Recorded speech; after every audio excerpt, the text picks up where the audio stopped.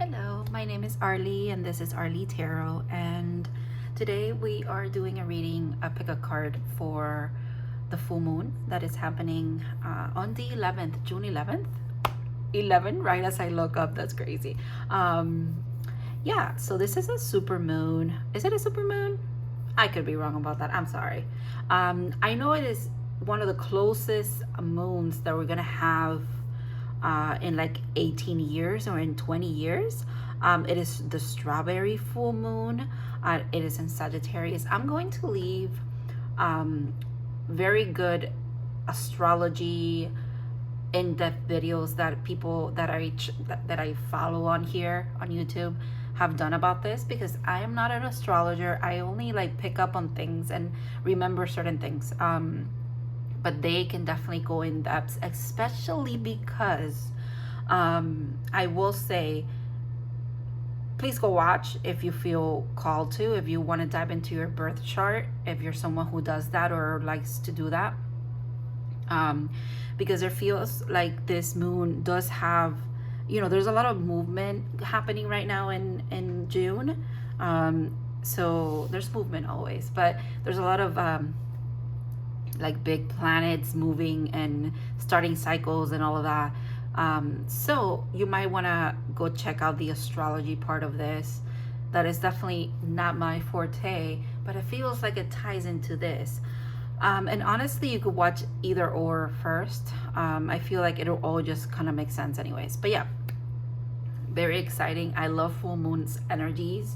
This one feels very powerful. So we have 3 piles today to choose from. Pile 1, you have the LIGHTSEERS Tarot. That's the back of the deck. And this is the moon card in that deck.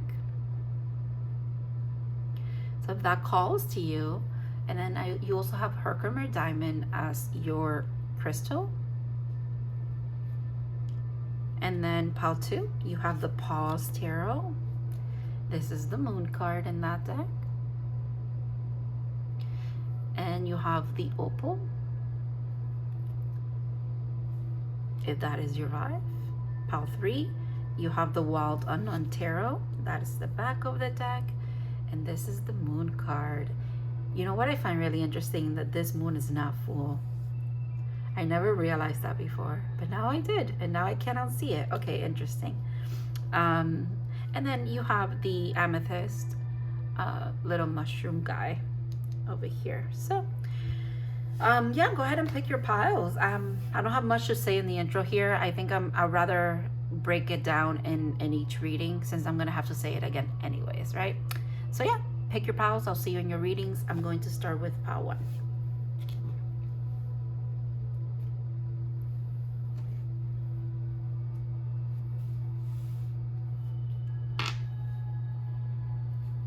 Hi, pile 1. If you guys pick the Wild Unknown, sorry, the LIGHTSEERS Tarot and this moon card, or Herkimer Diamond, or all of the above, this is going to be your reading about this full moon that is happening in June 11th.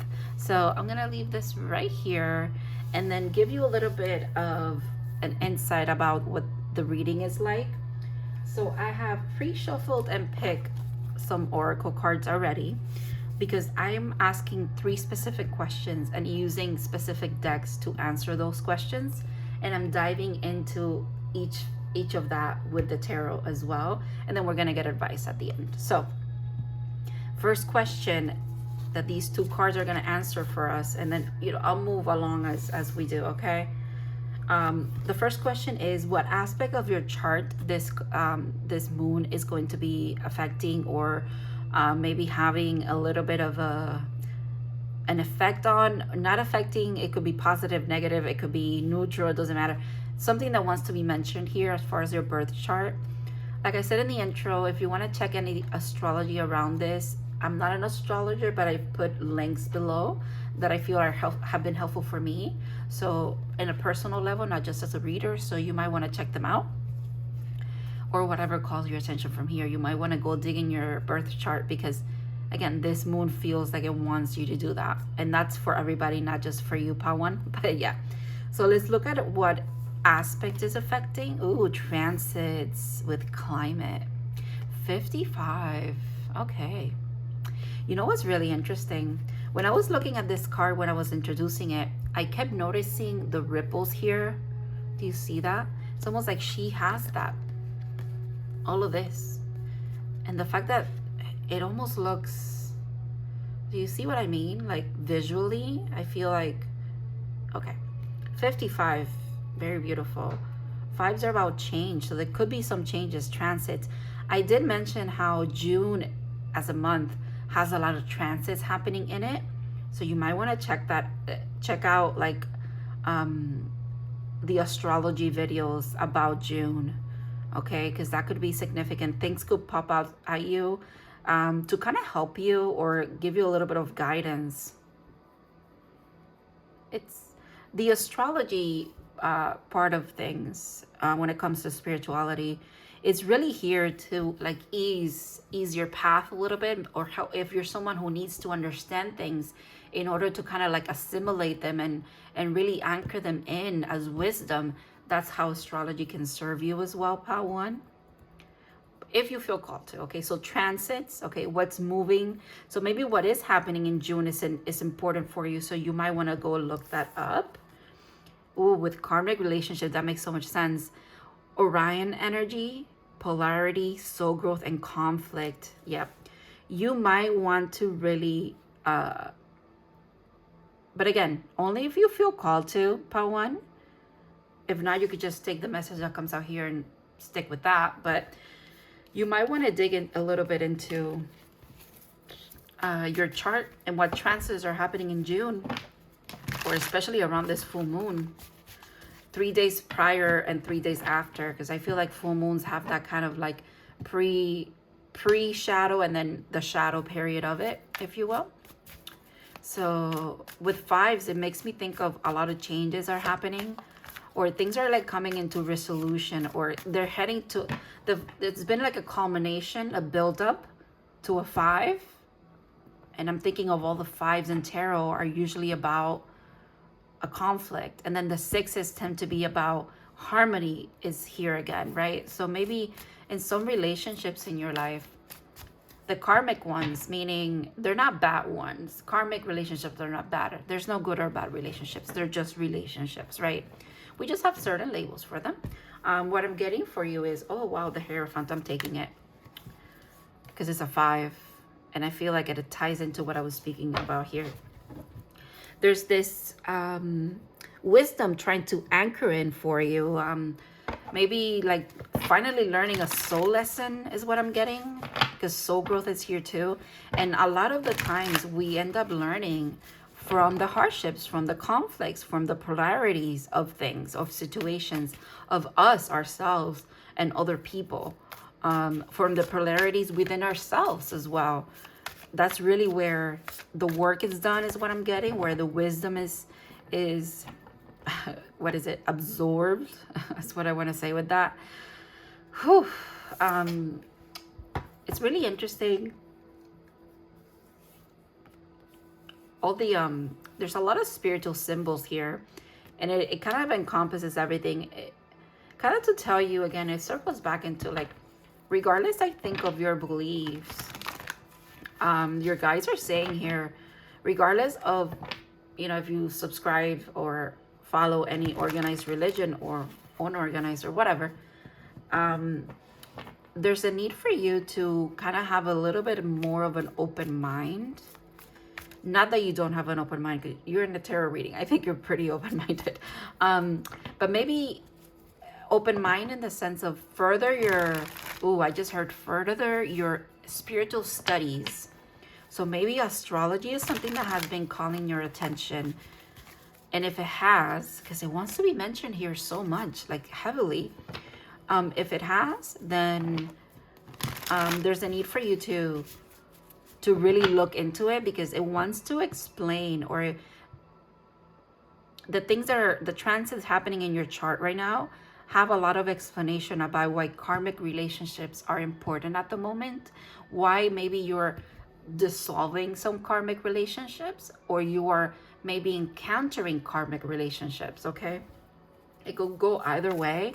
Although with the fives, I really do feel like it's a dissolution. So maybe like there's boundaries being set with certain people in your life, and therefore kind of like their access to you, or therefore access to be in your world, quite literally, because there's two worlds here. You're moving on to something else. So some people don't move with you. Some relationships don't move with you. Yeah, some connections are not moving with you. 5, 5 out of to 10. So a lot of fives, a 10. To not fall prey into the new age spirituality thing. And please again take everything with a grain of salt, but you know that is what's coming to mind, so I'm gonna mention it. There's an ascension here maybe for you as well.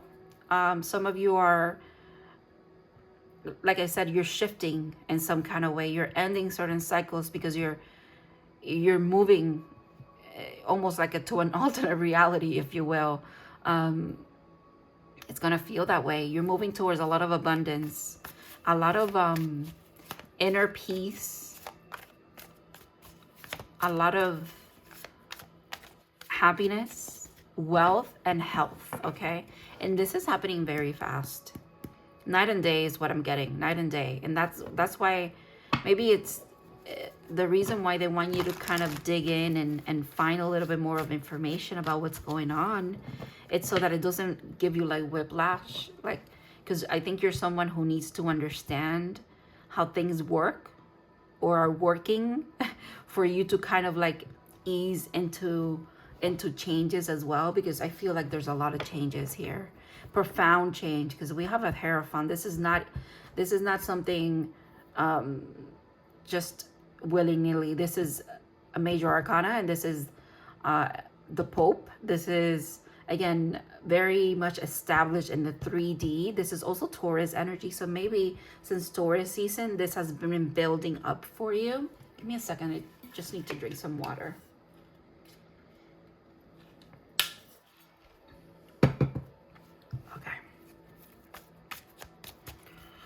All right, I feel like moving on to the next question, so we are going to. Next two cards here are giving me a look into what your dreams around this full moon are trying to communicate with you. So usually around full moons, everyone, not just some of us, pretty much everyone has very wild, vivid, crazy fucking dreams. Okay, and obviously dream interpretation is very personal, even though you can look things up, but at the end of the day you really should go with your gut feeling, is what I also want to give you as advice here, your guides want to give you. So let's see what your dreams are doing here. Ooh, yeah, preparations come to fruition, neckcaster with 42. What did I tell you? There's that 6. Preparations come to fruition. Again, that leads me back to that message of, if you need to understand what's going on to kind of like not just prepare but ease your way through this energy, your guides really want you to look at your chart. I'm sorry, I just got distracted by the bathroom doors like opening slowly, or something is making like a crackling sound, like a door opening. That's interesting. I don't think anything is happening actually. It could be my cat, but I don't think it was her. That could be for you actually. Ooh, maybe you're getting some paranormal stuff happening, or something that could be perceived as paranormal but is not. There's something about maybe quite literally a door opening for you. Your dreams being a neckcaster though, feels like in the dream state there's a lot of information coming through, and in the waking life your spirit guides are maybe putting certain readings, like for example this one, in front of you to give you a little bit of explanation, and not so much explanation but to give you homework. Or they're giving you certain signs and synchronicities. 5s are significant for sure. 5, 10, and 6 are significant here. Okay, with the lizard. Okay, I love it. The lizard it's I always see it like they're a chameleon at the same time. So they're like their environment, but they also stand out. So there's something about that in your dreams. Your dreams could seem like day-to-day dreams, but there's a deeper message within them. Or if they're like practical day-to-day, like you're dreaming that you're at work, or you're dreaming that you're driving, or you're dreaming that you're hanging out with a certain friend, and it's almost like, yeah, that's normal, you know, that's happened in let's say the last week, and my mind is just kind of like making sense of it, which sometimes dreams are that. The dream state is just trying to organize our reality, if you will. But for some of you, it is that, but there's a deeper thing there, and that's why they want you to dig. Again, there's something about doing your homework that is significant, and I don't know what that means. It could be as practical as quite literally them saying, hey, do your homework if you're a student. But if you're a student of spirituality, a student of life here, which again, Sagittarius is such a good energy for that. They're seekers of knowledge. They're adventurers. Maybe do your homework when it comes to your spirituality at the moment. Okay. With the lizard, instinctual, sensitive to the subtle, and a dreamer. Oh my God. Okay. Oh, maybe you could be having prophetic dreams. Okay. The lizard is an expert in the realm of sensory perception. It is as it has a sixth sense, again, the number 6 again. The lizard hears what is yet to be spoken and sees what is yet to manifest. Preparations come to fruition. Your dreams could also be telling you, giving you hints about what's manifesting for you. Okay. Although this is an amazing gift, it can easily wear the lizard down. Big crowds, lots of travel, or overstimulation will drain a lizard of their magical essence. This card is an indication to pull back from the bright lights and the big city and return to the inner artist who's been whispering your name, the inner artist. So if you're someone who is called to do a lot of creative things and you've put that in the back burner because maybe of the mundane day-to-day life, maybe that is your homework. Your homework is not something bad or something that's like can be perceived with the connotation of, hey, you've been slacking off or whatever. It's actually, you've been slacking off from having fun. Can we go have fun now? That's kind of like what's coming through. When in balance, the artist, telepathic and spiritual. When out of balance, elusive, non-committal, and flaky. And to bring into balance, a creative project. Do your homework, Pawan. All right, let me pull a couple of cards here for this. Oh, that's too many cards. Actually, I want to look at this one. Interesting, because this card was behind the Hierophant, and I didn't take it because it didn't feel right. It still doesn't feel like right to be out here, but it is a message. Excuse me. Oh my God, I'm so sorry. And the message is maybe the reason why you haven't been doing your homework is because you've been mending your heart. You've been going through the, oh, okay. So this could be something like, we understand that life is kind of has taken a toll on you. Connections or the dissolution of certain connections has taken a toll on you, emotional and physical as well, because healing doesn't just happen in an emotional state. It also happens in the physical body. But now they're saying we're giving you everything you need now. This energy wants to clear the way. This moon wants to clear the way for you to have time or have energy, have the health to be able to pursue the things that make you happy. Maybe a new project is coming in for you that like sparks you up, it lights you up. There it goes. Okay.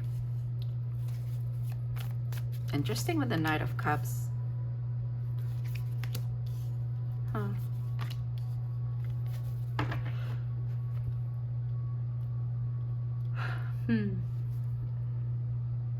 Interesting that I'm yawning throughout this part of the reading that's about dreams, because I'm not tired and I don't feel sleepy, but I don't know why I'm yawning.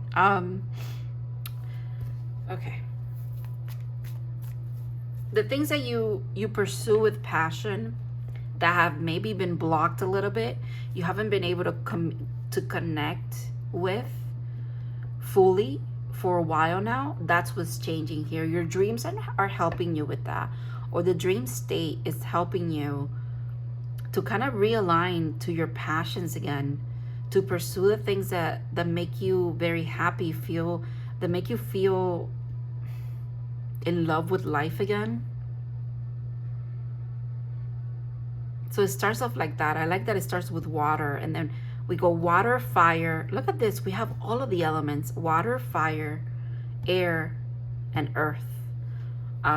Interesting that I get this fire and this air. It's in the dream state. But it's happening. Obviously, the water is like the subconscious, right?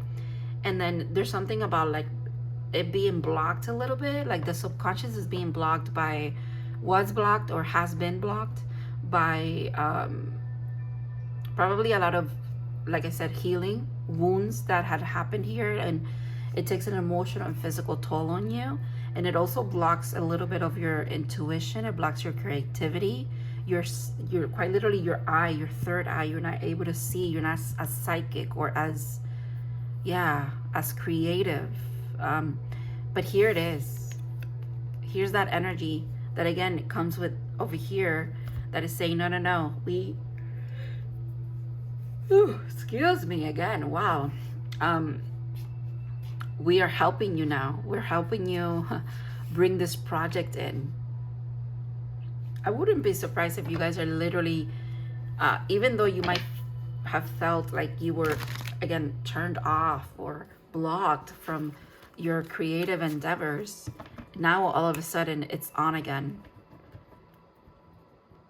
And they're saying it to you or to others around you. It could feel like night and day. Like, boom, it just happened. But actually, it's been in the works. You've been doing the work to get to this point. All right. Last question here is, what next moon is significant? And I used the Moonology Oracle for this. I'm kind of wondering. I was just called to ask that question. Obviously, if this moon or whatever comes out here,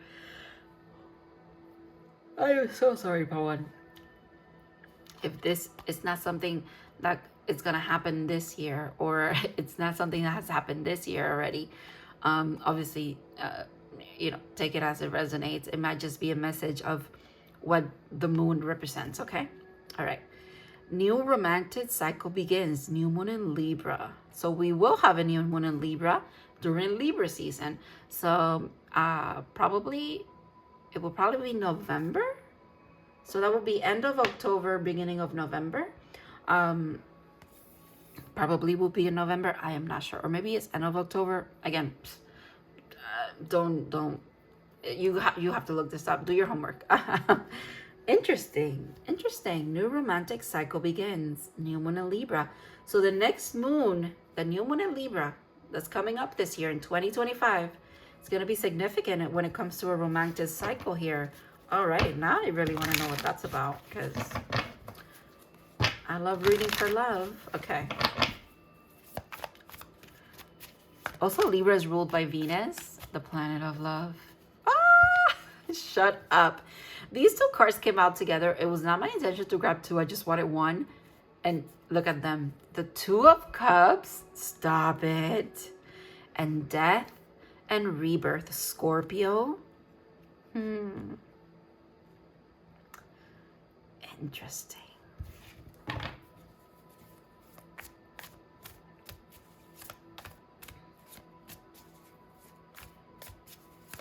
Isn't Scorpio right before Libra season? I could be wrong. I'm sorry. It's like all the dates are jumbled in my head right now. But that is very interesting. Okay, there's quite literally a big shift happening for you between this full moon and the new moon in Libra. Look that up. In between that time, there's a new foundation happening here with someone. Maybe there has been an ending in certain relationships for you to find this relationship. But I feel like it's a slow burn. It's because it's a significant relationship that's coming up here. The cycle begins during this new moon in Libra, but like I feel like the friendship, the getting to know each other begins before that, obviously. Strength. I've seen this card like 3-4 times already at the bottom of the deck, and now it's here. Okay. This time it was at the top of the deck, by the way. Look at all of those major arcanas there. Now we skipped from me having to yawn to me having a super itchy nose, which again is usually confirmation for me and like intuitiveness. So maybe that resonates with you.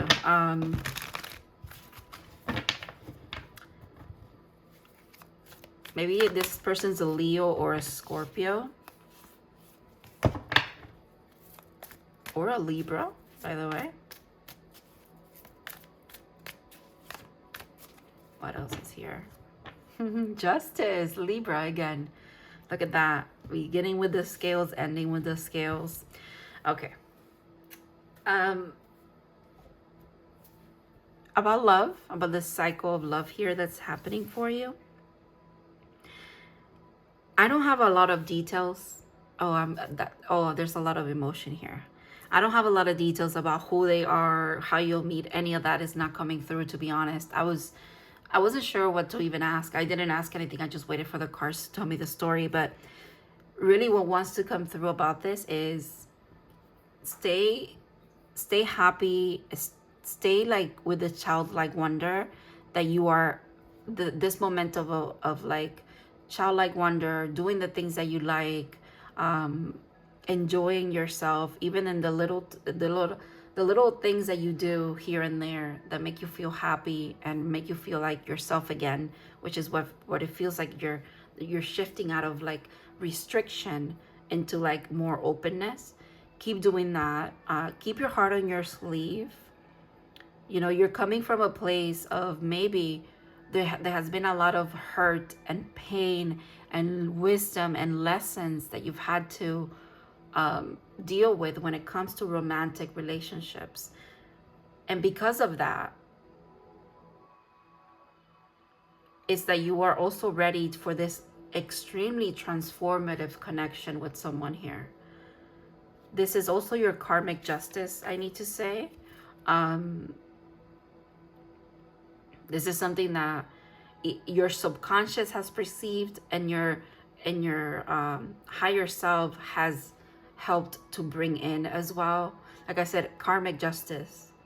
And it's interesting that that's coming in with when we have here karmic relationships. So it's also about maybe having a more keen eye, and by eye I mean quite literally your intuition, your third eye, a keen eye when it comes to who is a karmic relationship and who is actually who is this person. And that's how your guys that's where the emotion is in, right? By the way, they want you to kind of, you're going to come into the inner knowing, inner wisdom that without you going through the relationships that you've been through, you wouldn't be able to recognize the one that is transformative and meant for you. The other ones were meant for you as well, but they were for learning. But this is for learning, but in a very aligned, beautiful, healthy, very precious, it's just good for you. It brings a lot of balance to your life. It helps. I'm hearing something about you've healed alone, but it helps to heal with someone, because it's kind of like you will do this for this other person too. It's a give and take here. There's a lot of infinity symbols. Those might be significant, but that also just tells me it's a give and take. It's a duality. It's not duality. What I meant to say, it's the reciprocity of things. So that there's that. That's why there's that, again, infinity there. Okay. Let's get your advice. For your advice, I am using this deck, which is a beautiful deck, the Echo Femme Fantasy Oracle by MOOXIE. Interesting that this card is at the bottom here, because it's the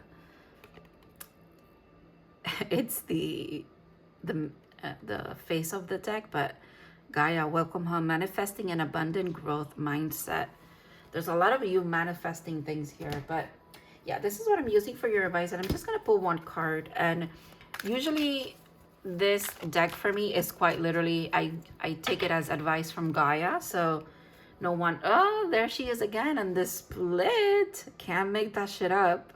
So yeah, the Earth, Mother Gaia has a little bit of a, she has her own input over here, because, you know, we are her and she is us and we are one. So if we grow, she grows, and so on and so forth. All right, I feel like it's this one.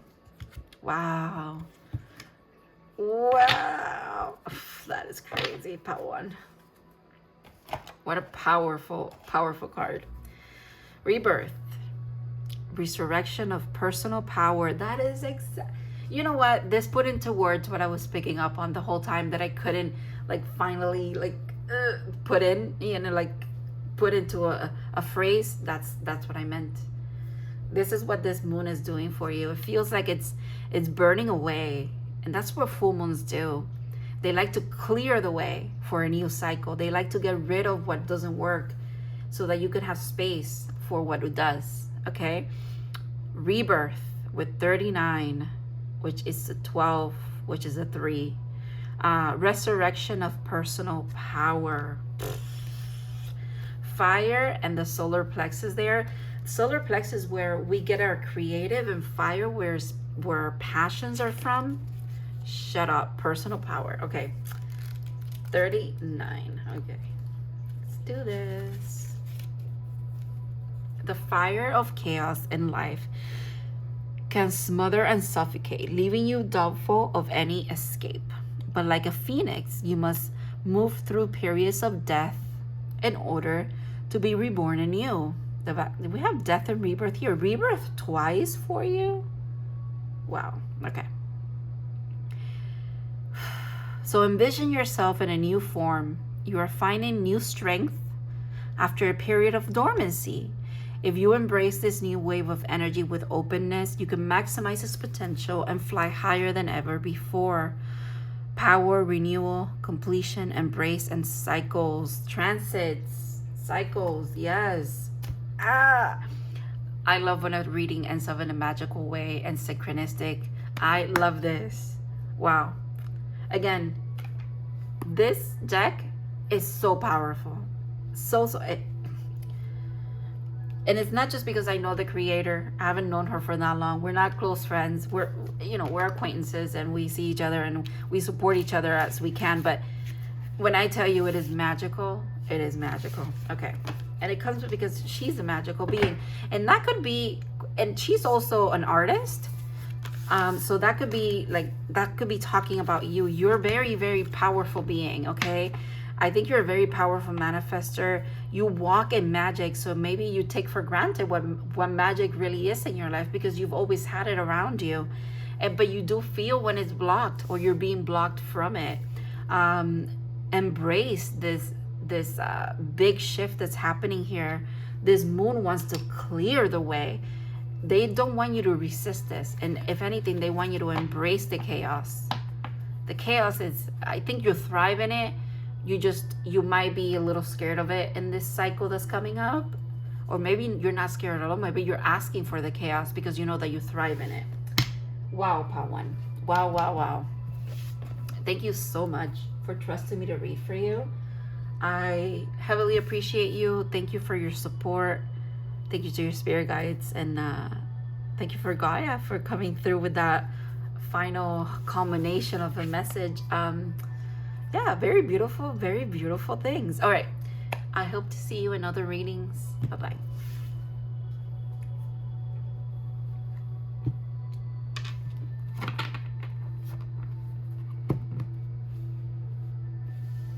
Hi, Paul, too. If you guys picked the Pause Tarot with this moon card and the opal, this is going to be your reading. As always, Paltu, I just need to drink some water, kind of recenter myself here to tap into your energy.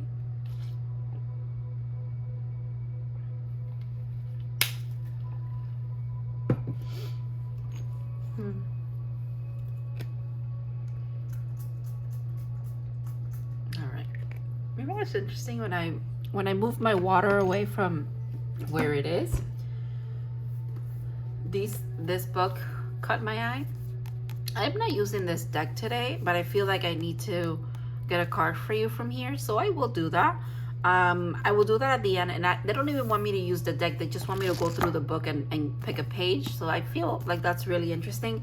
That whole thing came through as I was drinking my water. So I'm, you know, I just work here, so I gotta do what I'm told. But yeah, so we are looking into the full moon that's happening in June, and I left some materials or links or a little bit of like the astrology aspect that's happening with this moon, and probably I'll find a video also for the transits that are happening in June, because there's a lot of stuff moving around that is affecting all of us. I'll leave that below if that's something that you feel called to look up, because it feels like it's interesting and it's important for this collective that I'm reading for today. I have 3 specific questions that I have already pre-shuffled cards for. And then at the end, we're going to do advice. Like I said, I'm going to add the archetype deck because it wants to be added. But I'm doing advice with another deck as well. And then, yeah, so I have very specific questions, very specific cards for those questions. And then everything else is just... Tarot is here to like help me further those messages. Okay, so first question is, what aspect of your chart is this moon kind of affecting, or this moon is asking you to look into? Okay. Oh, Juno with partnership. Oh, this is so beautiful. This is one of my favorite cards. Juno is an asteroid, by the way. It's right here. The movie Juno could be significant. Maybe not like the theme of it or the movie itself, but like the year it was released is what I'm getting. 31. Someone could be 31 or about to turn 31. Bluebirds in general, or that word bluebird could be significant. The number 4 as well could be significant. Life path 4 could be very significant. Wow, there's a lot there. I'm wondering why that's important. I'm going to read about it. Hold on a second. I want to see what Juno has to say. The Astro Juno points out how we may have been trained to choose between love and work and offer clues on how to balance them instead. This Astro was named after the daughter of Saturn, wife of Jupiter, mother of Mars. See, there's so many things happening there. There's so many things being mentioned. This is what I mean. Like, I know for sure Jupiter is in transit right now. Saturn just did something this year. So yeah, you need to look at your chart, okay? All right, she is queen. She is queen, the organizer of society, and she rules the roost. Juno and Jupiter modeled an uneasy but equal partnership that took a lot of work and had great rewards. Interesting. The challenge with this is, if you live out your ambition through, if you live out your ambition through your mate or work partner instead of through your own efforts, the situation can dissolve into jealousy, manipulation, or disempowerment, micromanaging. Ooh, that's a loaded statement. I'm gonna let you read that for yourself. It's kind of like you have to okay, I'll get to it. All right. The gift. True partnership is a spiritual path. Its sacred acts are the practice of healthy relationship skills. These skills begin within. That's exactly what I was gonna say about the whole micromanaging shit that was mentioned before. It's kind of like you cannot live your dreams through your partner, through your daughters, through your sons, through your children in general, through anybody else but yourself. There's about taking ownership of the things that you want to do, and then you have to become the partner that you want to have. There's something about that. All right. Ooh, Star Brothers. Horus energy, protection, loyalty, safety, and trust. Okay. 2 birds again. Do you see that? Wow. Okay. I think this is about love. Again, that phrase of becoming the partner that you want to be. Sorry, becoming the partner that you want to have. Not expect your partner to like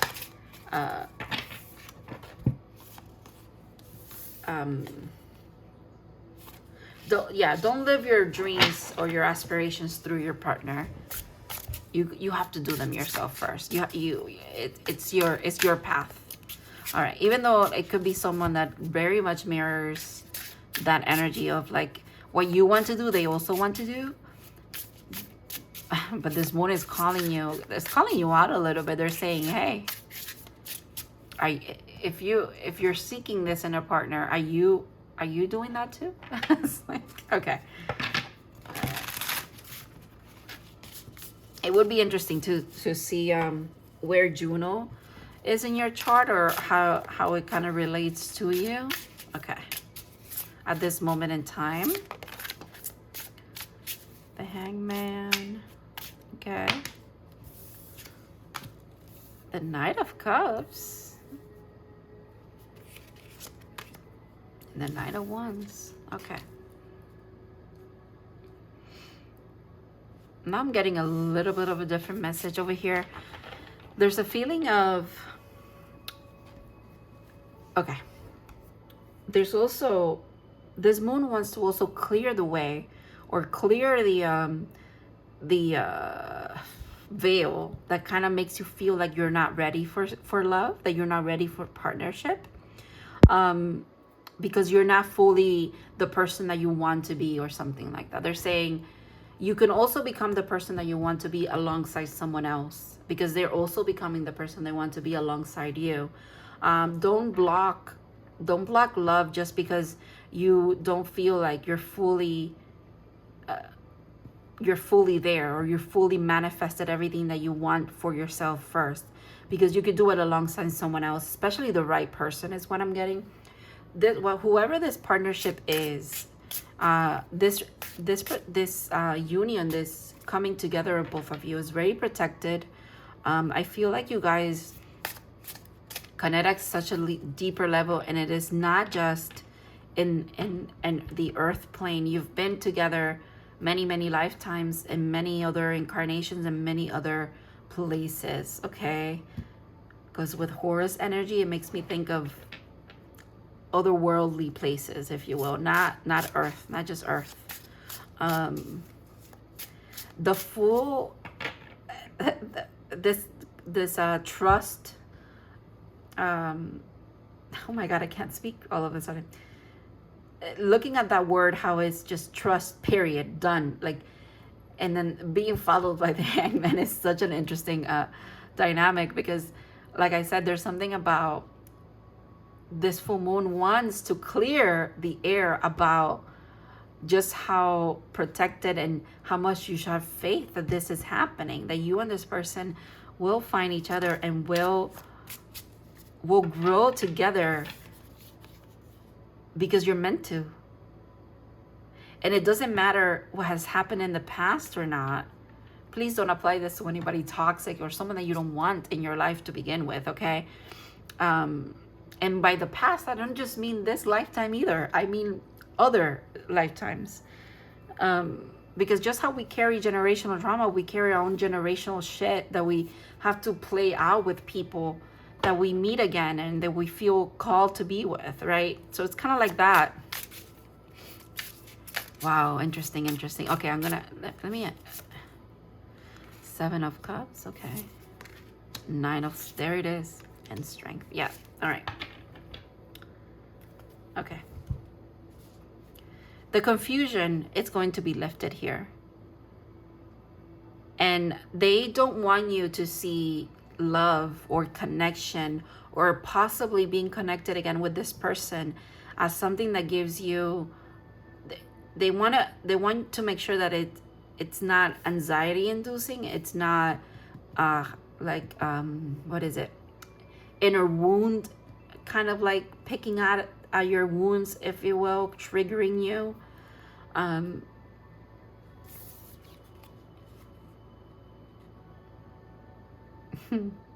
You're getting the tools that you need, though. I feel like whatever has happened here up to this point has given you the tools that you need to kind of conquer this energy of what you kind of like ride the wave that this moon is trying to bring upon you, if you will. I just got a weird message about someone dreaming of a big wave coming towards them, or like a flood or something. If you've been dreaming of had a dream about that, this message is definitely for you, by the way. Because I see them on the ladder, and that's what gave me the idea of you've gotten the tools that you need to kind of not be scared of the lion, not be scared of this beautiful energy that wants to come in here. Very, very powerful, very like impressive. This person feels like they could be a big trigger for you, though. Oof, okay. Or you for them as well. Oh, interesting message I just got too. Look at that. King of Pentacles falling this way. Okay. I just got the message that you could be the one who is very intimidating to this person. And the only reason why you are intimidating or kind of triggering them is because you are maybe further along on your spiritual path, or just generally in life. Maybe you're older than this person. You're a little bit more established, and not so much in the 3D world, and not so much about like money and status, but more of like in who you are. You're very sure of yourself. Maybe you are someone who has perceived this to be eventually happen in your life, and you are very trusting. And the whole thing that I was picking up on is not really about you, it's more of how this person is feeling. Maybe the clearing is actually this person clearing the air. And it might be because they themselves are reaching a state where they feel established now. And this, again, it could be monetary, it could be wealth. But honestly, it feels more of like growing up is what it feels like. Like someone's growing up here. Okay. That was interesting. All right. Yeah, definitely growing up. All right. Let me move on to your next question, because your dreams came up. And I feel like this is a perfect segue for my next question, which is, what are your dreams around this full moon trying to tell you, or trying to teach you, or trying to bring your attention to? We're going to use these two cards for that. Just give me a second. All right. Oh my God. One of my favorite cards in this deck. 37, Magician's Sword. Confidence in your magic. That's you. That is you. I think you are trusting, and you are someone who has perceived maybe a lot of whatever the hell I'm talking about with this relationship already. You know who this is. Oh, but that truth. Oh, and this, the thing is, when this appears, this says it in the book, but when this is being presented to you, okay, it is because this sword doesn't appear to just for someone to admire it and be like, oh, that's actually very nice. No, this is to be wielded. This is to be, you know, taken by the handle and used, okay? So your dreams, I feel like, are giving you maybe a lot of intuitive hits. They're giving you a lot of premonition around this relationship, okay? Or maybe, ooh, cheetah. Ooh, I like this. Fire energy. Look at that cheetah heading straight for that energy there. It even looks like it. It looks like they could be both in the same card, if you will. Wow. I'm going to read this for a second before I move on to whatever I was like feeling there. So I want to get the full scope. Okay. Cheetah. This is cheetah, if you want to pause and read that for yourself. But it says solar force, action, achievement, masculine energy. When in balance, achieves anything, in boundless energy. When out of balance, impatient and competitive, to bring into balance. Reconnect to purpose. That could also be what I was picking up on. Maybe you are connected to your purpose, and this person, because you know their life and their journey doesn't have to be just like yours for you guys to be partners. You know what I mean? they're not connected to their purpose yet, but maybe how they get to their purpose is by being connected to you. Just like you, or maybe you know your purpose, but connected to them, it's easier to get to where you're meant to be going. Does that make sense? Like, you know, it's a give and take. One is, you know, one is along the path of this, but they need the help to get to it, and then the other one doesn't know the path yet, but by being in connection with one another, they get to it. Does that make sense? Okay. All right. The cheetah is the epitome of the solar force at work. The sun doesn't shine onto the cheetah. It shines from inside this great creature and expands outwards to brighten the universe. Wow, that is beautiful. The energy within the cheetah personality is palpable to others, and they naturally attract an audience to bear witness to their remarkable achievements. Purpose and passion are the best fuel for a cheetah's forward movement. If you're lacking in those areas, reconnect to why before you start running. You know what is interesting? I'm going to go back to this card for a second because it just triggered me what I read. The challenge. If you live out your ambition through your mate or work partner instead of through your own efforts, and that leads me to the cheetah saying your achievements, bear witness to your achievements. It's almost like both of you need to bear witness to your achievements, to each other's achievements, but you achieve them together, but individually at the same time, or else it does not work. Okay? So yeah, if you live out your ambition through your mate or work partner instead of through your own efforts, the situation can devolve into jealousy, manipulation, or disempowering micromanaging. But at the same time, the gift that comes with this is true partnership is a spiritual path. Its sacred acts are the practice of healthy relationship skills. These skills begin within. It's kind of like there's nothing to be jealous of, right? If you're in your lane and you're happy with your life, you don't need to look around and be like, oh, I want that, or I wish I had that, but like with ill intent. You know what I mean? Like, it's okay to be inspired by someone, but you don't, it doesn't need to reach the jealousy point, you know? So that's really, it's kind of like that healthy relationship of your partner should not be jealous of you, and you should not be jealous of your partner and their success and achievements. Oh yeah. Probably why the cheetah is being, it kind of comes up as the masculine energy here, where it's like, I can definitely see how sometimes in some dynamics, and this does not apply to every relationship, okay, where the feminine energy would be more of like, let's say, the breadwinner. That kind of sometimes hinders the masculinity of some people. So it's kind of like that's not this relationship. This relationship is, and if it's triggering in that sense, it's going to be fixed. You guys are going to be working on it, okay? Because that's also part of your spiritual path.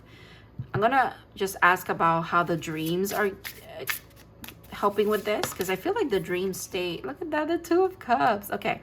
And the little lion, look at them. Okay. Okay. Your dreams are helping you kind of understand this energy. Maybe you are having dreams about this person, and you're having dreams with them, and maybe in the dream state as well, you guys are like communicating. You're sitting at the table and you're communicating about these things that you're hashing this out in another plane of existence, okay? And if that's too woo-woo for you, then that's not for you, okay? But for some of you, if you kind of resonate with that, you're like, yeah, that I can see how that happens. Also be confident in your magic. If you do feel like in the dream state you are communicating with them and you're hashing things out, truths are being spoken here, balance is being achieved before you even meet in the 3D and the reality of it all, then that's what's happening, okay? Okay. With Cancer, though, I like that too. Cancer is ruled by the moon, so it's just kind of doubling down in that mood energy. I just realized His little Muppet has two little mice on that side there. Oh my god, this deck is so cute.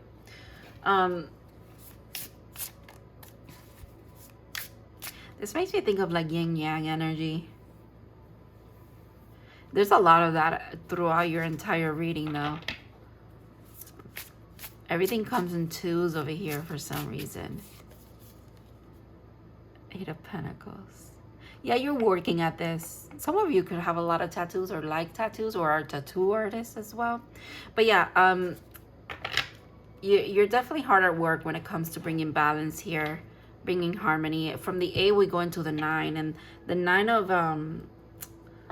of Pentacles is usually the card about the baby empress. Like she's in her garden, she's very happy with how fruitful and how her life is going.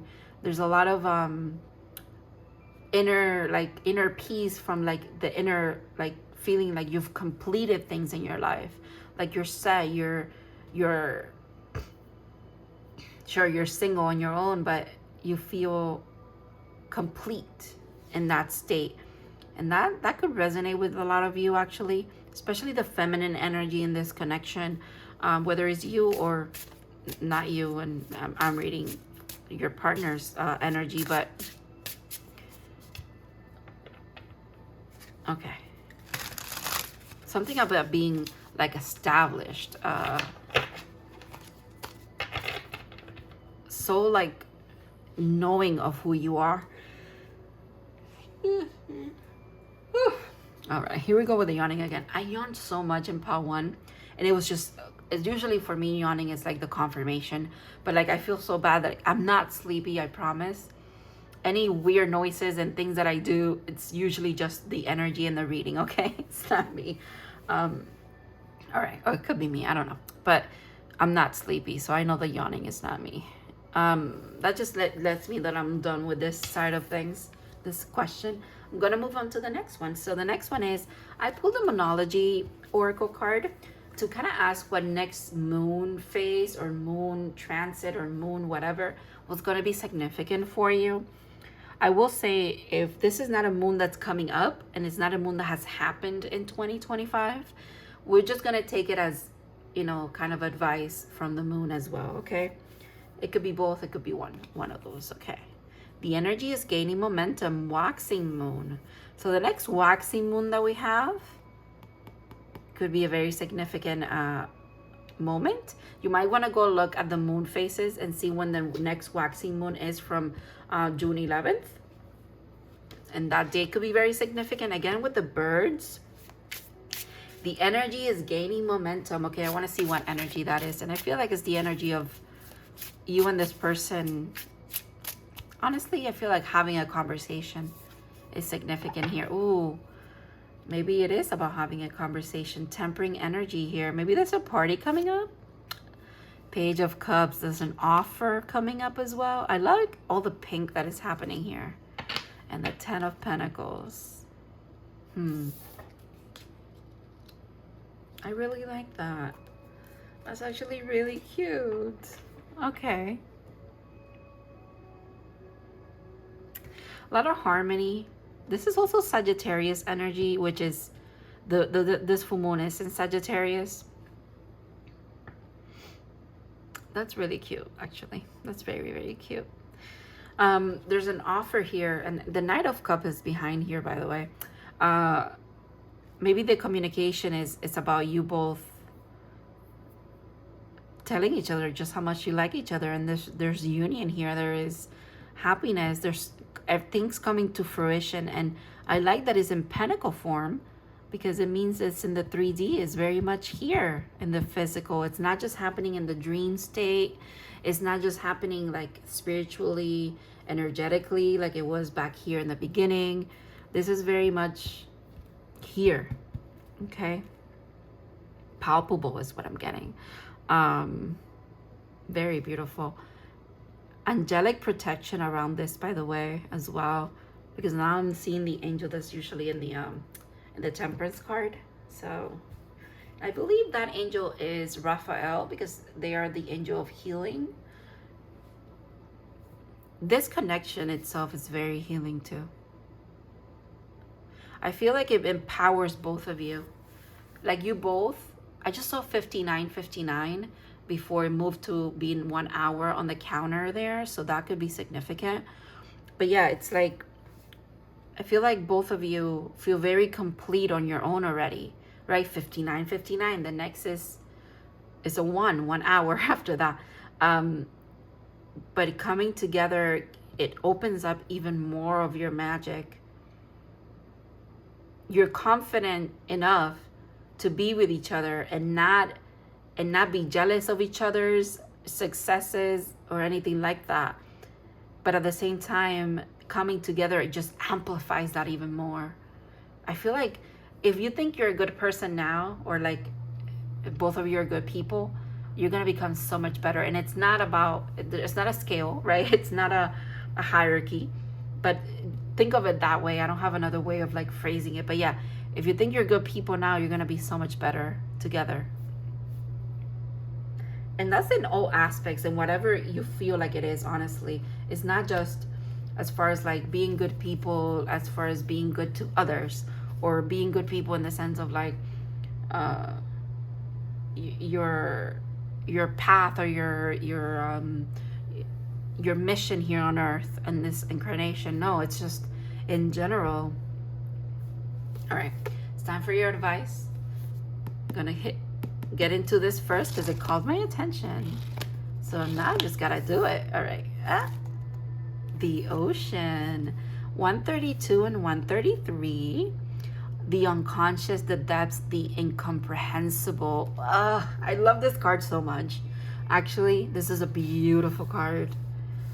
Okay, let me put this up here so that you can read if you want to. I feel like this deck always gives you a lot of homework because it wants you to like dig deeper, like take notes, find things that actually resonate with you. Okay, so it says, let me start over here. The ocean displays every emotion without shame. Oh, I love that. To witness is glossy moonlit. Oh, wait a minute. To witness is glossy moonlit surface, and its unforgiving storms is to know the full spectrum of the human experience. Remember when I mentioned I feel like someone had a dream about a big wave? The ocean, yeah. Study waves, touch their surface, get into the water. No matter where you live, each drop is a part of the whole. The ocean is in every tear. The power of the ocean is unmatched. I feel like that's so true. Full stop. That's it. That's the reading. I get it. All right. The power of the ocean is unmatched. To step into the salty waters is to step into the unknown. By its sheer volume, the ocean represents the unconscious, all that is beyond our understanding. We cannot live within the ocean. We cannot claim it, manage it, or own it. It rejects our every attempt to dominate nature. Yet, amid its overwhelming power, it calls to us, inspires us, and invigorates our life on land. It dissolves the little us into the big us. That's what I feel like this relationship is, by the way, too. When this energy of the ocean is present, there is change stirring that is beyond any change you've known before. That's what I felt when I was telling you about, if you think you're a good person now, when you come together with this person, you're going to be so much better. And I don't know how to explain it beyond that, but you'll know what I mean, and you'll experience it. And it says it here. There is change stirring that is beyond any change you've known before. The ego must dissolve. The saline swells.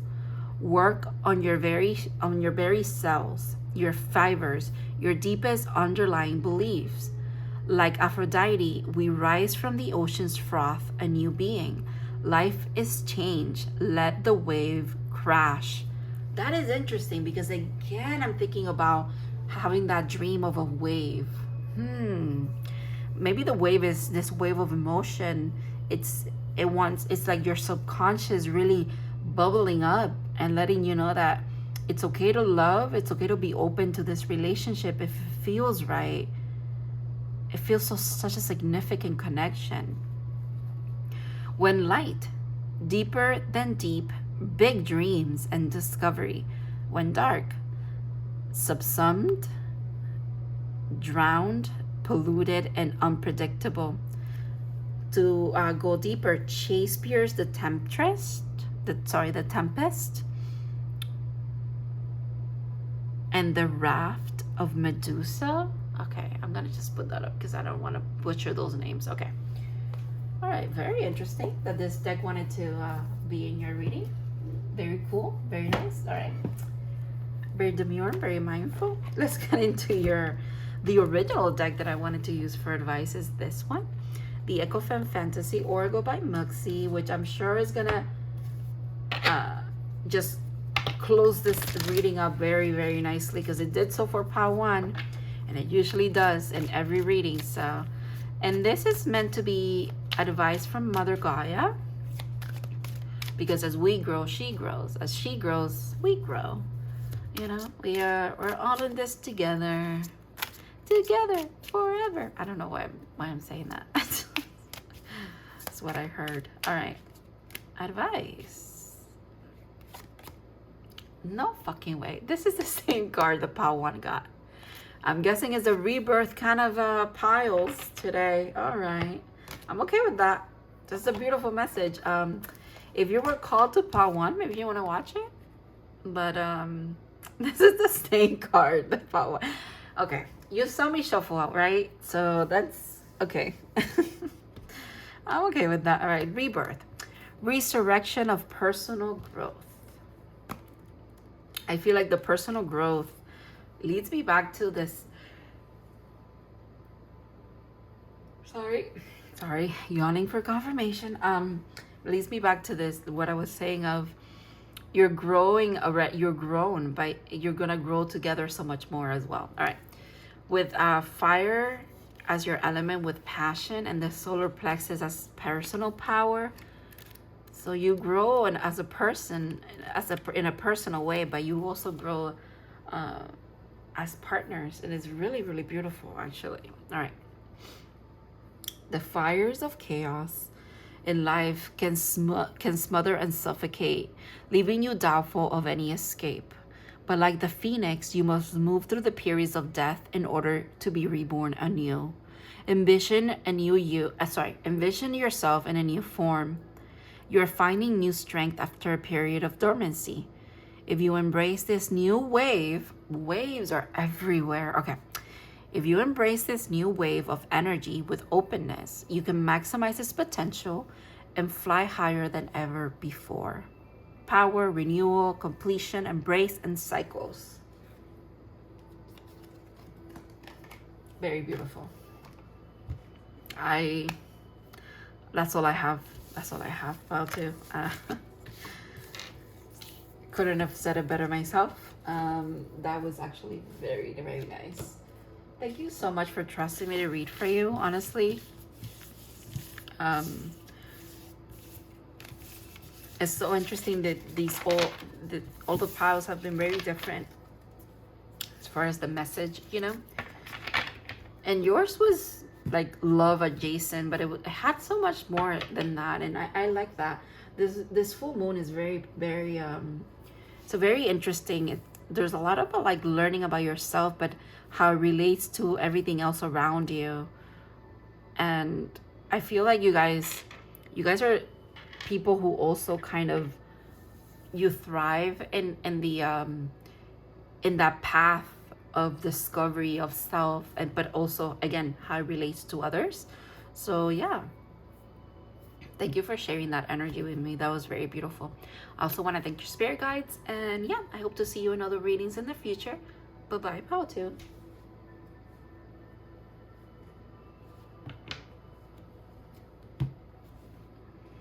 Hi, Pile 3. If you guys picked the Wild Unknown Tarot with this moon card and the amethyst. Sorry, I lost the word. Amethyst mushroom, this is going to be your reading. I'm just gonna drink a little bit of water, gonna get situated into your energy here, and then we'll start your reading, Pile 3.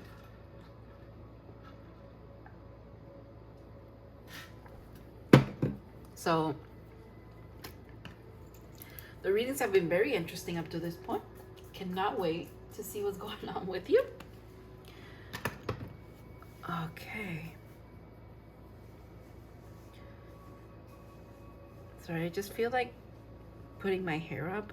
There's something so interesting that every time I get to pile threes, you guys, your collective is so interesting. And I feel like it's always the same people that pick the third pile too.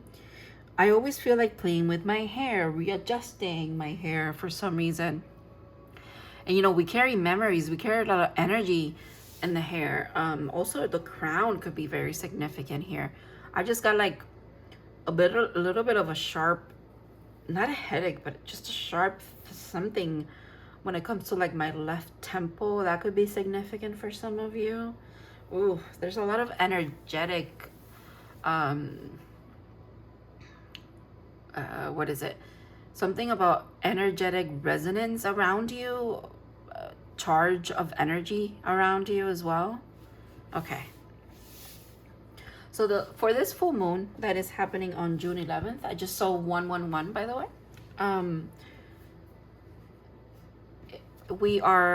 I am looking into 3 specific questions, and I have already pre-shuffled cards for that. And then obviously the tarot is just here to help me along with the messages or the story that wants to unfold with every aspect of the reading. I am going to start with what transit is in your chart, or just in general, is significant right now, or like what aspect of your chart is being affected here, or this moon wants to call its attention to. All right. The 5th house with passion, also Venus energy. So that could also be Taurus and Libra, because they are ruled by Venus. 43, the number 7, the number 4, the number 3 could be significant. Obviously 5 with the 5th house. So maybe if you have Sagittarius, which is, this moon is in Sagittarius, it's a full moon, that could be significant. So Sagittarius could be in the 5th house, or yeah, okay.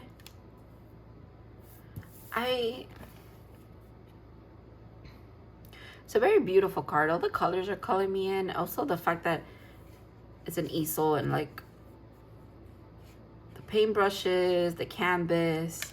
Some of you could be artists, or you could be called to create, or this moon wants to help you with your creativity. You're not the first pile to get that message, by the way. So, ooh, lost lands, soul memories and gifts. You've done this before. More of that color. Do you see that? I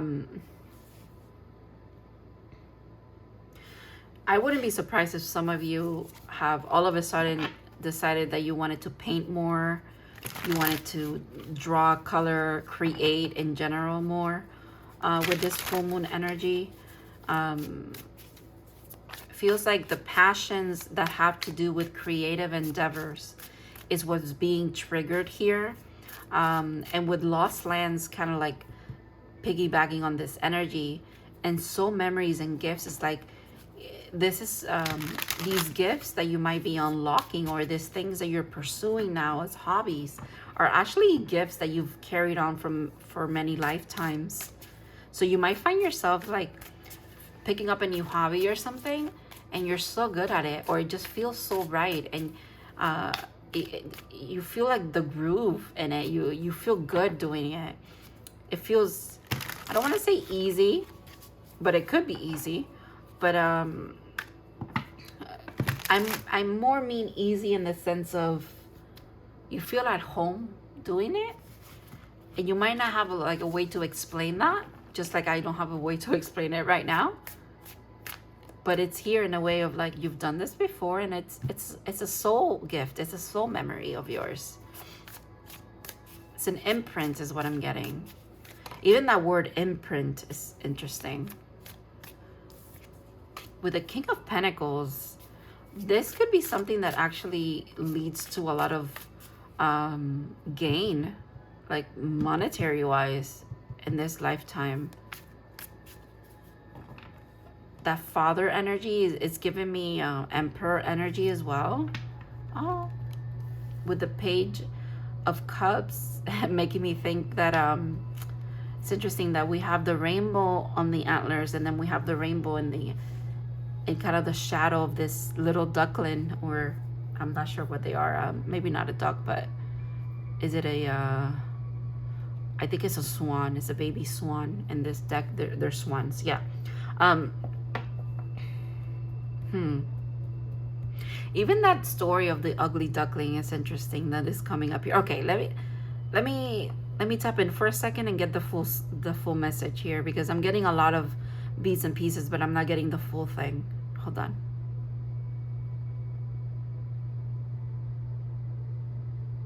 Okay. Something, Power 3, that could have made you feel in the past, or maybe in this lifetime for you, could have made you feel like an outcast, and you almost wanted to like not have access to it, or you didn't want this to be a part of you, but it's like it's your shadow, in a sense of, and that could be as literal as your shadow side is what has this gift waiting for you, or your shadow in the sense of you can't get rid of your shadow. Your shadow is with you, period, right? When you're quite literally, like, if you're something that casts a shadow, the shadow is with you, right? So it's more of maybe the reason why it has been a trigger for those around you to treat you in a certain way because of this gift, or because of this ability of yours, is because when the light shines bright upon you, this gift shows up even more because it's in your shadow, right? So you can't outrun it. You have to own it, is what I'm getting here. Again, please take that if it resonates. And if it resonates, they really want you to understand that if you feel very passionate with some kind of creative thing, pursue it, okay? Pursue it, Power 3. There's a lot of good, like, potential here. And yes, you could start off new, but at the same time, it's always been part of you. Like I said, it's always been with you. And maybe it has made you an outcast. Maybe even in the community, in the communities that have to do with whatever this is. Like, for example, let's say you're very much into making music, right? But even in that community, you're kind of an outcast, because your outlet, how you kind of compose or how you put things together, is actually by finding little sounds out in nature and then distorting them in a certain way, and then you remix that with some music, and that in itself is probably something also new that you're doing, but it's not new to you, because that's why it comes so easy, okay? It's like in a flowy state. They're saying that's where your triumph is. That's where the money is. That's where the light is, if you will. You see that? It looks like a black sun to me. It looks like an eclipse almost. This could be something that has been activated in last year's eclipse season, by the way, that was very, very powerful. Again, look at this, the black swan with another father, with now the King of Cups here. So yeah, to be a black swan among all the other swans could be a challenge in itself, right?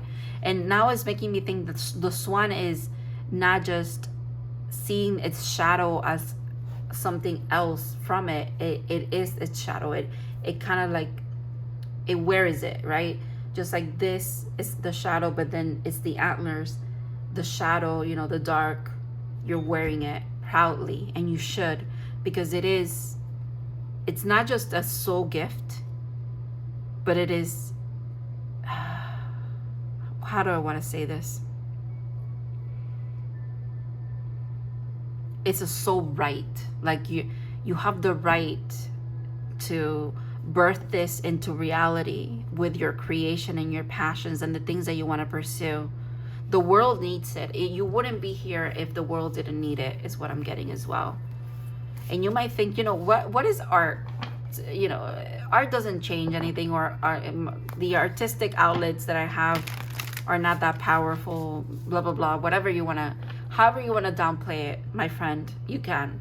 But I'm telling you, there's no need to downplay it. Also, you could be ahead of your time. Just because you're now creating and you're not popular right now doesn't mean that 10 years from now or 50 years from now or after you die, it's when your work actually has an impact in this world. And maybe you won't be around to see it, which I doubt it, because from what I'm seeing here, it's actually, if you pursue it, you will see the fruits of your labor. Because again, we have very established figures here, and we started with the King of Pentacles. You know, of all the court cards, this is the last suit that we look at, and it is, you know, the epitome of that suit. So you're very well established. You have a lot of potential here. And another page.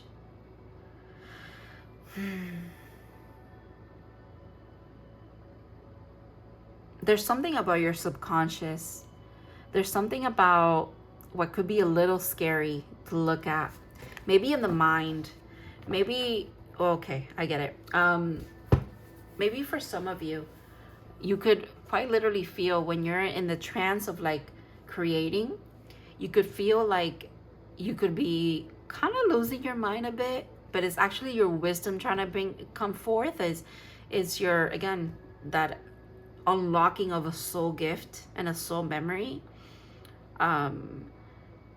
You know, with the, you've done this before, it's making me think of you having deja vu in a very big scale, Pile 3. Like when I say major scale, and you could see this deja vu as like not the day-to-day deja vu where it's like, oh, I've walked this before. No, to me it's coming through as an inner knowing that you are meant to pursue this because you're meant to be successful with it. There's that inner knowing, and it still hasn't happened, and it still hasn't happened, but you can't help but know that you deserve this, and that is what's going to happen for you. Is that kind of deja vu. It's like foreshadowing but deja vu at the same time. And I'm also hearing, just because you're confident in the things that you're doing does not mean that you are like cocky or anything like that. I don't think you come from that place anyways, but that could be what is being projected upon you. That could be like the outside world's projection. And I feel like those projections are actually things that you overcome and you add. It adds to your passion. It adds to your creative endeavors. You might be also someone who you like to be the black sheep. You like to be the black swan. You like to be the ugly duckling. You feel like you're more empowered by that than if you were just accepted by everybody. I commend you for that. That's actually very nice. All right. I also have to mention again, Venus is the ruler. It talks about money, wealth, okay? So there's a lot of wealth here. Just at the tip of your fingertips almost is what I feel like. All right. Let's see how your dreams are trying to help you with this energy or with these messages here. Falling angel, spiritual narcolepsy with 19. See, that's what I was feeling with the Daughter of Swords. It's kind of like, it could be a little scary to tap into these things that, again, spiritual narcolepsy makes me think of the untapped potential at a soul level that you haven't, it's not that you haven't reached it or that you haven't tapped into it. It's maybe it's something that it has to become more of a practice of you to go that deep, go in depth to this, okay? Fallen angel is interesting.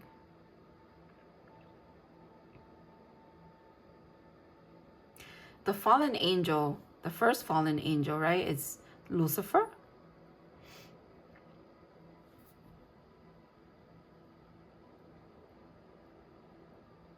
So maybe you guys connect to Lucifer, or you guys just heard shake hands with the devil. That's very interesting. I don't know what that means for someone, but maybe that's a phrase or something. If you're watching Supernatural, by the way, that might be significant. Just because I'm literally around the area, and I don't know what season it is right now. Is it 8? No, it's season 9, where the angels fall from heaven.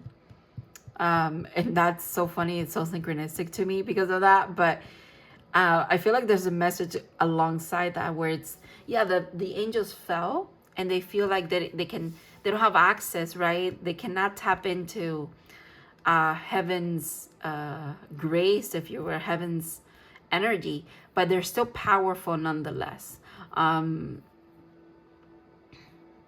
There's something about that.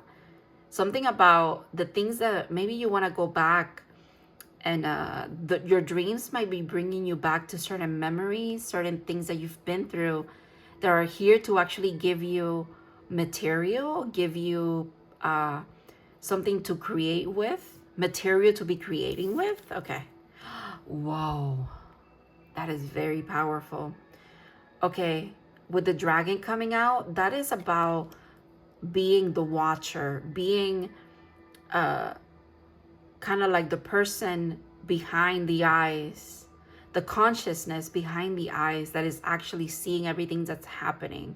It's almost like that's what I was getting with deja vu. Okay.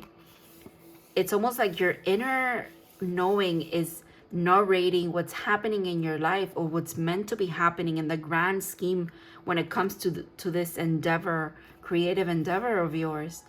It's been narrating for you what's going to happen, but you haven't yet seen it play out. Oh, that is so interesting. Okay, hold on. Let's read about the dragon. One of my favorite cards, by the way. This is so synchronistic. That's why you... Okay, all right. As a reader, I get a lot of messages sometimes that I know for sure obviously have nothing to do with me. I'm reading for you. But I get it from my self-experiences so that I can understand where you're coming from or what you've been feeling. Does that make sense? This card and this deck, I had a very big issue with when I first got this. And I know I have talked about this before in other readings, but I couldn't stare at this for too long. It was scary. It was scary to me. And I don't know how, obviously it's just a card. I don't know how it was scary, but it was like uncomfortable. It's uncomfortable. Just like sometimes, you know, you look at yourself in the mirror and it gets uncomfortable to look at yourself, like in the eyes, that kind of thing. I was getting it from this. And I just couldn't look at it. I didn't want to look at it. I see it. It's a beautiful card, but I just couldn't look at it. And now it's like mesmerizing. There's so much depth. It's like a portal almost. But it still scares me a little the more that I look at it, actually. But it's not something that I want to look away from anymore. And that is a message about this spiritual narcolepsy thing. There's something that you have been refusing to look at, and your dreams are trying to get you to look at it, because that is where magic is waiting for you. Creative power, raw creative power. Okay? It's there. It's ready for you to look at it. You know who's also very intense? This owl is very intense too. All right. So this is part of the spirit part of this deck. And I believe the dragon is the third card. I could be wrong. It is. Yeah. Wow. Yeah, I have a lot of, you know what's interesting? I highlight and I underline a lot of stuff.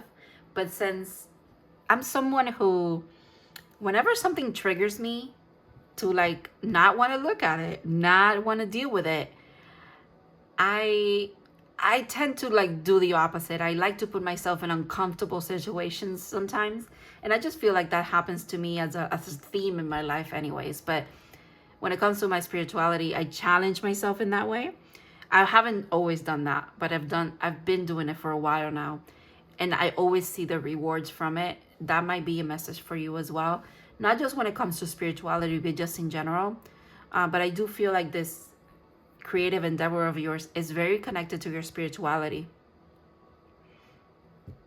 Okay.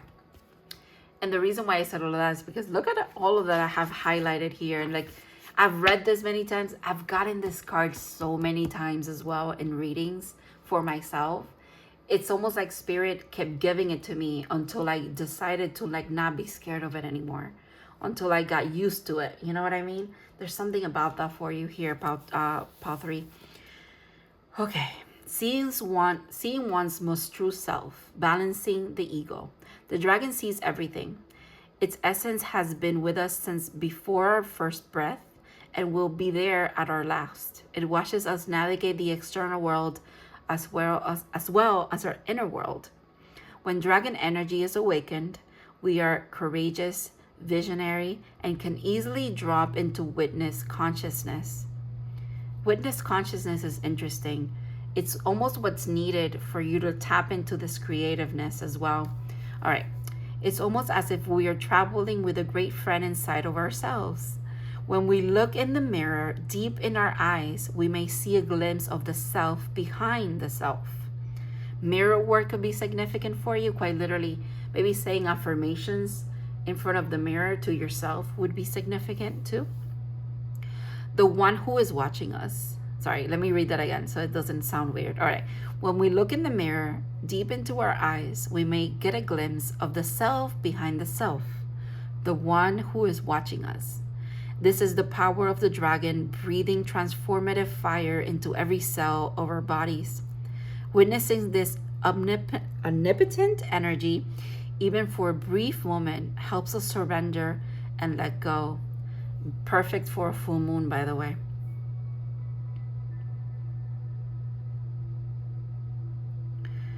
We let the dragon guide us. We hop on his back for a ride, and as we traverse even the most difficult terrain, the dragon's eyes see beauty everywhere.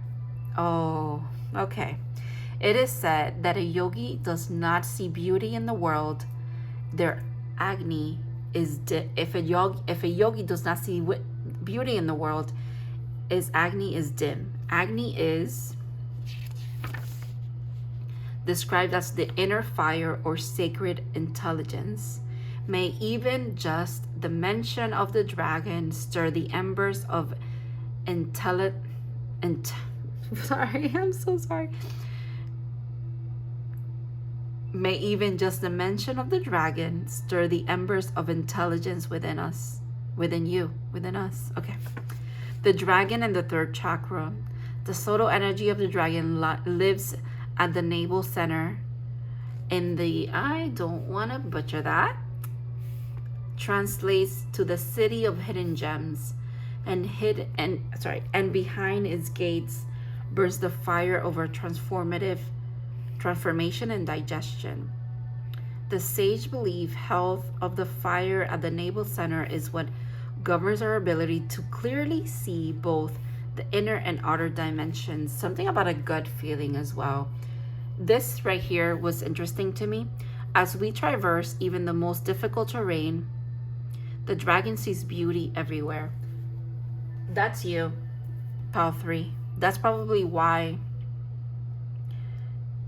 like I was saying, your light or your gifts trigger people, and there's a lot of projection being projected onto you that you then take on, and you feel like it's yours, but it's not. You might be someone who, that's just you. Like, you see beauty everywhere and you can't help it. That's just who you are. And maybe you haven't been able to find kinship with others that feel the same way. But what I'm getting right now is you don't need to. You don't need to. And it's not about you having to feel like you're alone in this way of seeing the world or experiencing the world. And you're not. There's people like you, obviously. But it's also about how this is very much a self journey of yours. They're saying, make sure that you create from a place of things that you want to see and want to do. And that's it. It's that easy, okay? Because like you, others will have a keen eye and they will see the beauty in everything just like you do. And they will see the beauty in what you create just like you do, okay? I want to ask a little bit more about these dreams. So your dreams could be putting you in a state of third, what is it? Third person perspective or something. Ace of Wands. And your dreams could be bringing you a lot of spark of inspirations. I'm seeing a lot of inspiration in your dreams. Justice. Look at that. Look at all of those colors again coming through. It's like your spirit, your soul wants to bring color into a black and white world. And it's not because it's wrong for the world to be black and white, because it should be what it is. But it's like, it's not wrong to also want to bring color. Look at that. To want to bring color into what is black and white, or to want to bring black and white into what is colorful. Both ways can work, okay? The Magician. Very powerful cards, pile 3.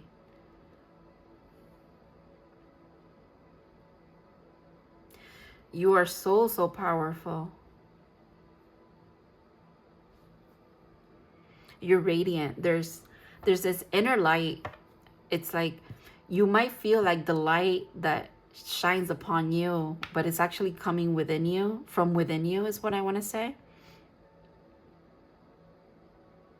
I'm also getting with this is that you have everything you need. You're very balanced. There's a lot of karmic justice here for you as well, especially with the things in the past that I was picking up on, of like the things being projected upon you that makes you kind of like suppress certain things. Maybe your dreams are kind of helping you kind of like tap into this energy and not be scared of it, not worry how it's going to be perceived or received. It doesn't matter. You create because you want to create, because you're meant to, period. That's it, full stop. Don't need to explain that any further is what I'm getting. Like, create because you feel like it, and that's it. Okay. All right, I like that. All right, let's move on to your next question, which is what next moon phase or moon energy in general could be significant for you. This is the Moonology Oracle, and I pulled a card, but like I've been saying in every pile, if this kind of moon already happened in 2025, or if it's meant to happen, obviously we like that. We get kind of like a time period, but in general, it could just be a message for you, okay? Ooh, you are good enough. A full moon in Virgo. I think we already had a full moon in Virgo during Pisces season. I could be wrong. I like the green here. Makes me think of the heart. And you are good enough. That is such a message. That is a message for you. I don't care if we're getting a full moon in Virgo or not in the future. Maybe we are. Maybe you want to look that up. But regardless, this is a message for you. You are good enough. You are so deserving. You're so beautiful. And I also have to mention the way, because you see beauty and everything, is because you are beautiful yourself, inside and out, pile 3.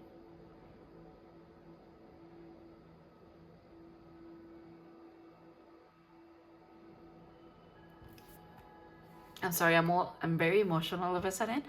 But I also have to say, I heard it so clearly, so I have to, even though you've been made to feel quite the opposite in the past, whether it is from people, places, things, just your life in general. You don't have to, like, a person that you can pinpoint and be like, they made me feel this way or whatever. Or even a situation, just in general, you feeling like you are not good enough.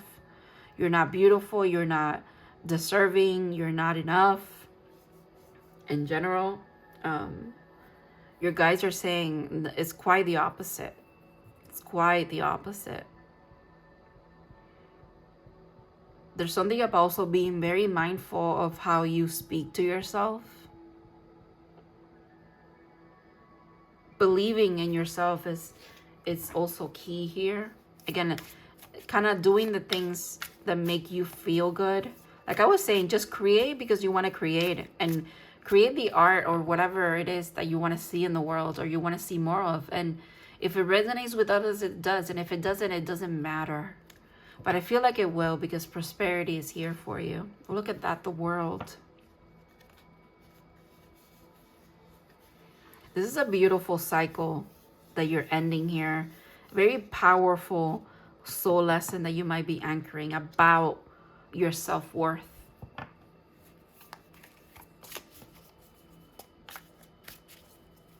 And it is not that the outside, input does not really affect us, because it does. But it is very true as well that all of this comes from within. So like if your inner fire is lit, right, you're gonna be passionate about whatever the external world brings your way. If your inner world feels like a beautiful inner world, you're gonna be seeing beauty everywhere. That's what I mean by like, it comes from within first. So this energy as well is being carried out, is rippling from within you as well. This completion of something, maybe a full understanding, full scope. Okay. Yeah, that's what made me emotional when I was picking up on like not feeling good enough, not feeling pretty, beautiful, handsome enough, or just enough in general.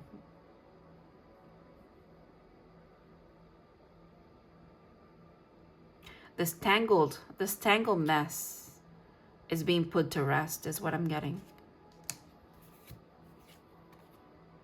Look at that, another 3. And the Lovers. Wow.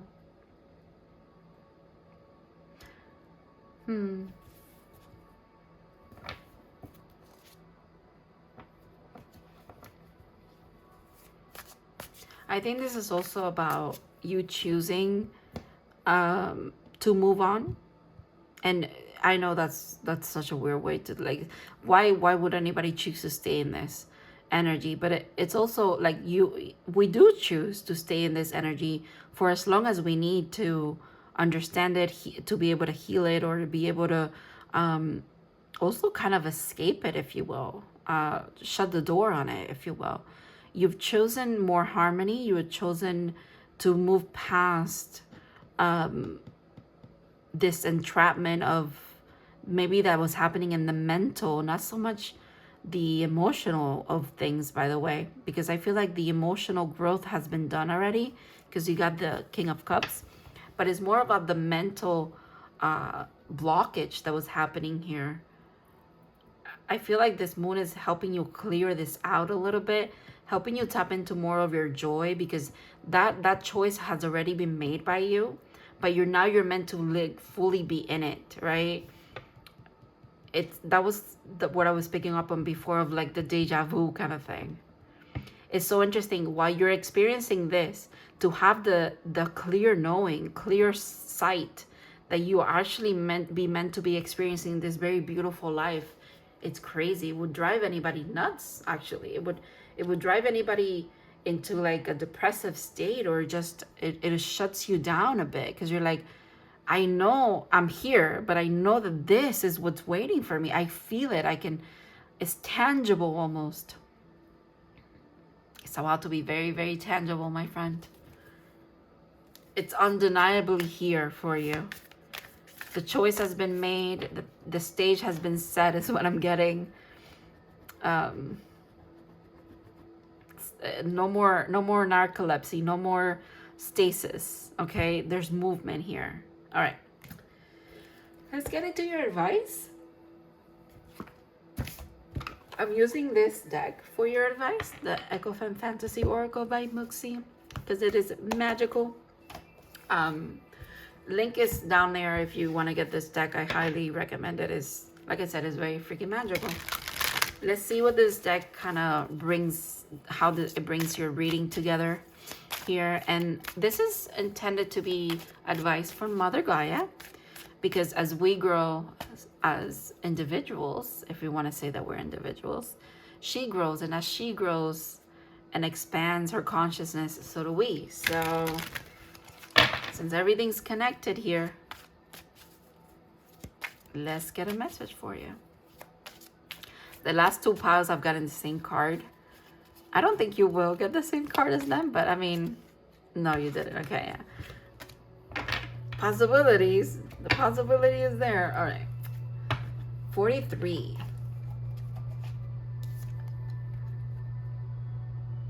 Heart and soul, unity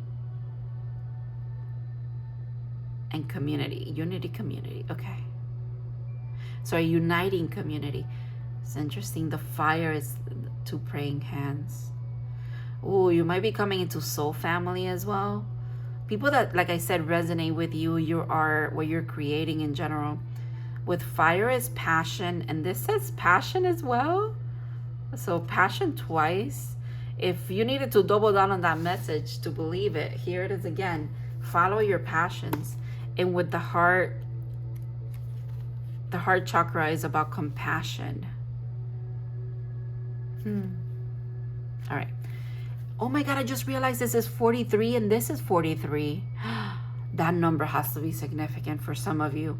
444, 333, 777. Someone could be 43 years old as well.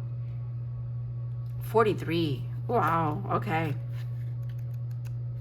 And if none of that makes sense to you, it is what I was saying of 43, doubling down on that message of follow your passions. Okay. Heart and soul, uniting community. Fire is the uniter of humanity, an essential tool, but also the embodiment of energy itself. Being in its presence is activating and mesmerizing. It calls to humans and they gather. You may be that fire attracting the community together, or the sacred flame that may be necessary in your practice now. Cultivate community around a common purpose that unites. Keywords: community, unite, attraction, humanity, purpose, and home. Like I said before, I feel like you should just be yourself, be your magnetic, passionate, bright, beautiful, weird, eclectic, black sheep, black swan, who cares? Be yourself. And I feel like the right people, the right places, the right opportunities just are just gonna gravitate towards you because you're ready for it as well. And also you believe yourself to be ready. And that is the key. Believing in yourself too. I feel like your spirit guides believe in you heavily and they support you heavily. But there's a need for you to also believe this. But I feel like it comes hand in hand with being accepted, being liked, being told that, hey, you are a bright light, your art is beautiful, your music is amazing. Like, you know what I mean? Like, it's a give and take. Like, it comes from within, but you need the external validation. You're gonna get it as well because you deserve it. You deserve it. I don't know why I feel like pulling another tarot. Maybe there's a couple of messages that I haven't delivered yet. Look at that. You're the first pile to get the moon card in their reading, even though I'm reading for the full moon. The moon.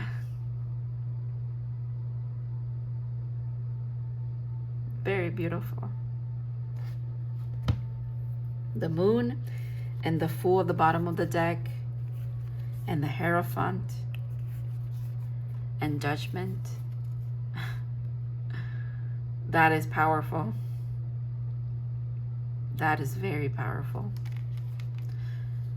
I think I'm going to close this reading for you here with saying that, doubling down on what I just said about your spirit guides support you. They're heavily invested in your path here. They're protecting you. They're giving you along the way information, keys, things that you need to know. They're helping you with the energy of starting anew. They're helping you with the energy of feeling empowered, even though you feel like you're taking a big leap here. And a big leap could be very different things to very different people.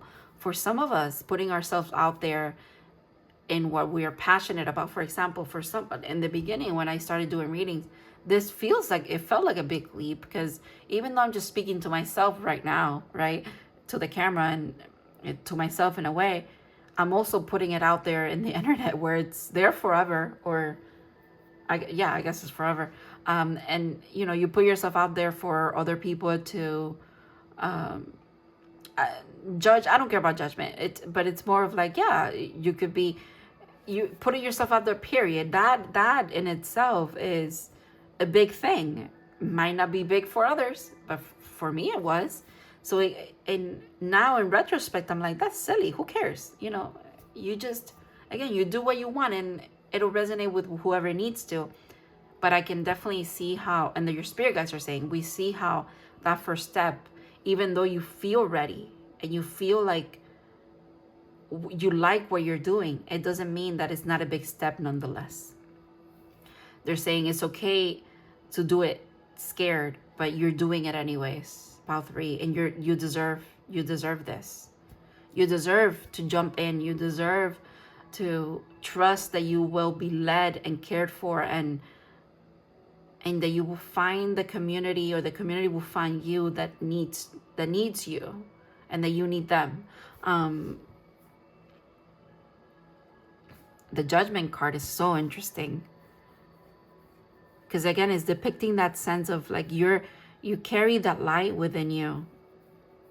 It's coming from you and with you or wherever you go. It's like it's you bring the light, but you are the light.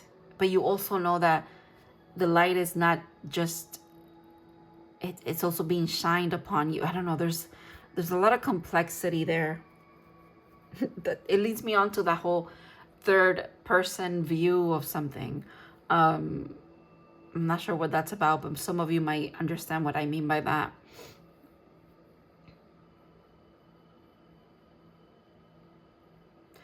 It feels like this feeling of feeling very empowered and very sure of yourself could come in quickly because of that.